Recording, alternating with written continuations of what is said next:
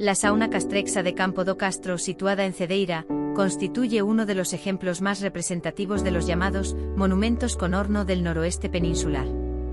Estas construcciones se adscriben culturalmente a la tradición castreña y se desarrollan entre la Segunda Edad del Hierro y los primeros momentos de la romanización, aproximadamente entre los siglos IV a.C.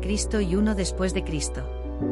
Arquitectónicamente el edificio presenta una estructura semienterrada, adaptada al terreno y construida con grandes bloques pétreos. Su organización espacial responde a un esquema bien definido. Un acceso exterior conduce a una antecámara, que da paso a la cámara principal, separada en origen por una losa decorada conocida como Pedra Formosa. Al fondo se sitúa el horno, donde se calentaban piedras que al recibir agua, generaban vapor en el interior. Las evidencias arqueológicas, restos de combustión, materiales cerámicos y elementos constructivos confirman su funcionalidad térmica. No obstante, la complejidad del diseño y la secuencia espacial sugieren también un componente simbólico o ritual, posiblemente vinculado a prácticas de purificación o ritos de paso.